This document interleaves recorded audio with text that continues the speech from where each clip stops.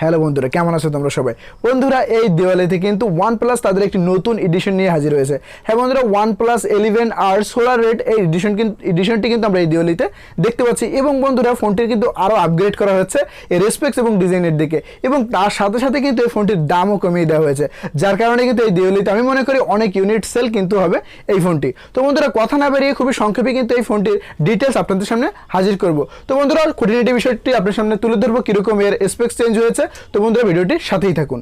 বন্ধুরা, আমরা প্রথমে ফোনটির ডিজাইনের দিকে যদি খেয়াল করি, আমরা রীতিমতো যে 6-7 মাস আগে যে 11RT রিলিজ হয়েছিল সেরকম ডিজাইনে দেখতে পাচ্ছি। তবে বন্ধুরা, এটা আমরা সোলার রেড কালার দেখতে পাচ্ছি, এবং এর ব্যাক সাইডের দিকে যদি আমরা খেয়াল করি, আমরা কিন্তু ভেগান লেদার দেখতে পাচ্ছি ফোনটিতে। তো যার কারণে ফোনটিকে কিন্তু আরও প্রিমিয়াম করে তুলছে, এবং দুই সাইডে কার্ভ হয়, অবশ্যই কিন্তু ফোনটি আমাদের হ্যান্ডি ফেল দিয়ে থাকবে। এবার বন্ধুরা, আসা যাক সরাসরি এর ডিসপ্লের দিকে। বন্ধুরা, ফোনটিতে ব্যবহার করা হয়েছে 6.74 ইঞ্চির 120 হার্টজ রিফ্রেশ রেটের 1.5K 3D curved AMOLED display. হ্যাঁ বন্ধুরা, দুর্দান্ত একটি ডিসপ্লে কিন্তু আমরা ফোনটিতে দেখতে পাচ্ছি। এবং তাছাড়া ফোনটি কিন্তু 12 বিট ডিসপ্লে বহন করে, এবং এখানে কিন্তু আমরা 1450 নিটসের পিক ব্রাইটনেস দেখতে পাচ্ছি, যেটা ডাইরেক্ট সানলাইটে কিন্তু আমাদের দুর্দান্ত পারফরমেন্স দিয়ে থাকবে। এবং এর প্রেক্ষিতে যদি আমরা মাল্টিমিডিয়ার কথা বলি, সেক্ষেত্রেও কিন্তু আমরা দুর্দান্ত পারফরমেন্স পেয়ে যাব। 3D কার্ভড হয়, আমরা কিন্তু ফোনটির ডিসপ্লে থেকে একটি প্রিমিয়াম লেভেলের ফিল কিন্তু আমরা পেয়ে যাব। এবং বন্ধুরা, মাল্টিমিডিয়ার কথা আসলেই কিন্তু আসে সাউন্ড কোয়ালিটির কথা। এক্ষেত্রে কিন্তু আমরা ডুয়াল স্টুডিও স্পিকার দেখতে পাবো, এবং ডলবি অ্যাটমসফিয়ারও সাপোর্ট রয়েছে। তো দুর্দান্ত সাউন্ড কোয়ালিটিও কিন্তু আমরা ফোনটি থেকে পেয়ে যাব। তো ওভারঅল মাল্টিমিডিয়া পারফরমেন্স কিন্তু দুর্দান্ত হতে চলেছে। এবং বন্ধুরা, ফোনটির প্রসেসরের দিকে খেয়াল করলে আমরা কিন্তু ফোনটিতে দেখতে পাচ্ছি কোয়ালকম স্ন্যাপড্রাগন 8+ Gen 1 এর 4nm এর একটি চিপসেট, যেটা অবশ্যই পাওয়ার এফিশিয়েন্ট।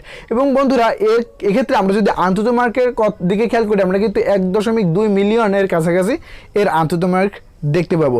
এবং বন্ধুরা, আমরা যদি এর প্রেক্ষিতে গেমিংয়ের কথা বলি, এখানে কিন্তু আমরা জেনশিন ইম্প্যাক্ট দেখতে পাচ্ছি, যেটা কিন্তু 50 to 60 FPS এর লাগাতার কিন্তু গেম প্লে করা যাচ্ছে। তাছাড়া বন্ধুরা, ফ্রি ফায়ার, পাবজি এবং অন্যান্য যে রেসিং গেমগুলো রয়েছে, যেটা বর্তমানে রান করে মোবাইল গেমস, সেগুলো কিন্তু খুব ভালোভাবে আমরা এই ফোনটি থেকে রান করাতে পারবো। এবং সেক্ষেত্রে কিন্তু কোনো ফ্রেম ড্রপ বা ওভারহিট আমরা লক্ষ্য করবো না। এবং অবশ্যই বন্ধুরা, হাই FPS কিন্তু আমরা গেম প্লে করতে পারবো।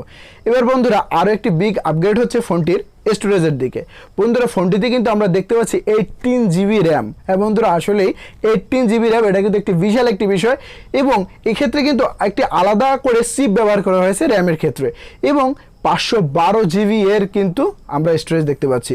এক্ষেত্রে LPDDR4X র্যাম টাইপ এবং UFS 3.1 স্টোরেজ টাইপ আমরা দেখতে পাবো। হ্যাঁ বন্ধুরা, চিপটি ব্যবহার করা হয়েছে, সেই কাজ কি বন্ধুরা, এখানে কিন্তু আমরা ব্যাকগ্রাউন্ডে 50টির মতো কিন্তু অ্যাপস রান করাতে পারবো, যেটা ওই চিপটি দ্বারা কিন্তু আরও ভালোভাবে মেনটেন করতে সহায়তা করবে। যেটা পূর্বে 11R ছিল, অর্থাৎ যেটা পুরাতন, এটা তো নতুন এডিশন, সেখানেও কিন্তু আমরা 40টির মতো অ্যাপস সেখানে রান করানো যায় এমনটা দেখেছিলাম। তো এখানে কিন্তু আরও আপগ্রেড হিসেবে আমরা এই ফোনটি দেখতে পাচ্ছি। ফোনটির ওএসের কথা বলতে গেলে অক্সিজেন OS 13.1 ব্যবহার করা হয়েছে, এবং যেটা রান করবে অ্যান্ড্রয়েড 13 এর সাথে।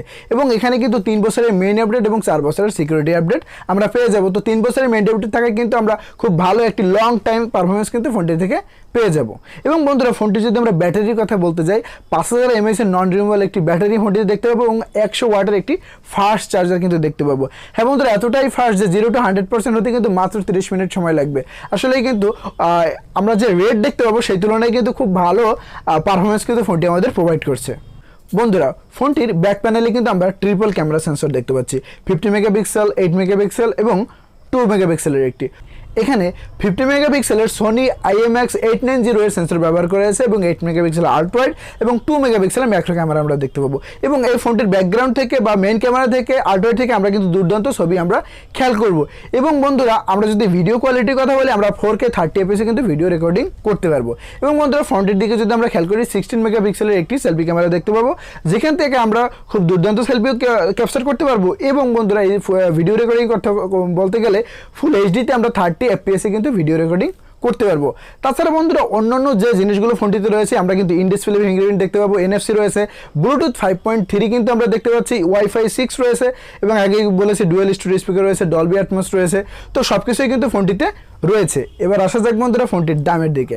বন্ধুরা ফোনটি কিন্তু আমরা ইন্ডিয়ান মার্কেটে 40,000-এর কাছাকাছিতে দেখতে পাচ্ছি এবং বন্ধুরা দিওয়ালির যে ডিসকাউন্ট থাকবে সেক্ষেত্রে কিন্তু ফোনটি 35,000 বা এর কাছাকাছি কিন্তু থাকবে এবং তার সাথে কিন্তু আমরা যেটা জেনেছি যে এয়ারবাডসও কিন্তু এর সাথে ফ্রি থাকবে, অর্থাৎ বলতে গেলে 30,000-এর কাছাকাছি কিন্তু ইন্ডিয়ান মার্কেটে আমরা ফোনটি পেয়ে যাব।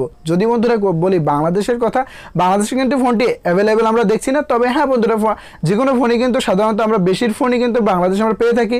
বিশেষ করে বাংলাদেশে যারা সেলার রয়েছে তারা কিন্তু বাইরের কান্ট্রি থেকে ফোনগুলো এনে আবার বিক্রি করে, যেমনটা আমরা বেশিরভাগই ঢাকায় দেখতে পাই। তো বন্ধুরা এভাবে আপনি ফোনটি পেতে পারেন এবং অথবা যদি আপনার বাইরের কান্ট্রিতে কোনো রিলেটিভ থাকে সেখান থেকে আপনার ফোনটি আনাতে পারেন। তো এভাবে আপনি ফোনটি পেতে পারেন, তবে বাংলাদেশ প্রাইসের ক্ষেত্রে ফোনটি 55 থেকে 60,000-এর মতো কিন্তু দাম পড়ে যাবে। তো বন্ধুরা এই ছিল আজকে ভিডিওটি কেমন লাগলো অবশ্যই আমাকে কমেন্ট করে জানাবেন এবং হ্যাঁ বন্ধুরা অবশ্যই আপনাদের একটি কমেন্ট কিন্তু আমাকে আগামীতে আরও ভিডিও করার জন্য অনুপ্রেরণা দেয়।